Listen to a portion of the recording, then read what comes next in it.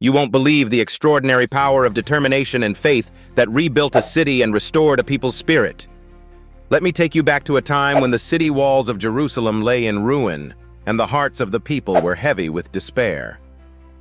This is the story of Nehemiah, a cupbearer to King Artaxerxes of Persia, a man whose resolve and faith would spark a monumental change. The setting? Persia, in the opulent court of the mighty king, where Nehemiah held a position of trust and influence. But despite the grandeur surrounding him, Nehemiah's heart ached for his ancestral city, Jerusalem, whose walls were destroyed, leaving it vulnerable and its people in shame. When his brother and other men from Judah brought him news of the desolation, Nehemiah was devastated. He wept, mourned, fasted, and prayed to the God of heaven. Nehemiah knew that a grand act could only follow through faith and courage. Therefore, he approached King Artaxerxes with a heavy heart but a bold request. Wielding the sincerity of his cause, he asked for permission to journey to Judah to rebuild the city walls. Astonishingly, the king granted him what he asked, providing not only letters of safe conduct, but also timber from the king's forest. Why does this matter? The king's support was a crucial turning point. It was a divine opportunity in seemingly impossible circumstances. Upon his arrival in Jerusalem, Nehemiah kept his mission secret at first, inspecting the broken walls under the cloak of night. The devastation confirmed the reports, but amidst the debris, he saw hope. Gathering the people, Nehemiah proclaimed his vision, to arise and build the walls of Jerusalem. His words ignited a spark of unity and purpose among the inhabitants. However, the road was fraught with enemies. Sanballat the Horonite, Tobiah the Ammonite, and Geshem the Arab mocked and ridiculed their efforts. But Nehemiah's leadership was unyielding. He instilled in the workers a twin shield of prayer and vigilance. Armed workers labored, and the trumpeter stood ready to rally them at a moment's notice.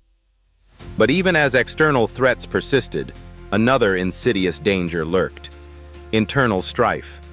Famine gripped the land, and some had exploited their brethren's plight by charging excessive interest on loans, leading others into poverty and even slavery. Furious at this injustice, Nehemiah convened an assembly, confronting the nobles and officials.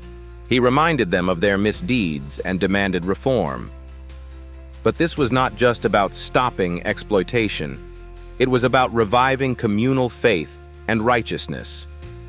Despite adversity, the reconstruction of the walls continued with unabated fervor. In only 52 days, a seemingly impossible task was accomplished. Every stone, every beam fell into place not merely by human effort, but by divine orchestration. The completion was a triumphant testimony of hope renewed and faith restored. Yet Nehemiah's work was not complete. He established civic order, returning honor to the Sabbath, regulated temple service, supported the Levites, and established guidelines for communal life.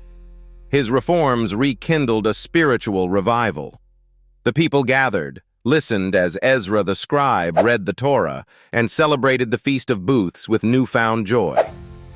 However, this story is more than just walls and reforms. Nehemiah's unwavering faith in God and dedication to his people transformed a community's despair into action, unity, and restoration.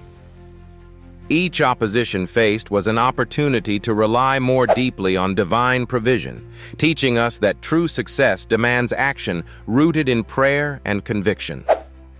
Why should you care? It's because Nehemiah's legacy is a timeless lesson in resilience, leadership, and faith-driven determination. In a world that scatters dreams in ruins, Nehemiah inspires us to rise, rebuild, and renew our purpose with steadfast hearts. So the next time you think something is beyond repair, remember the walls of Jerusalem and the man who with faith and courage rebuilt a city and renewed the soul of a nation.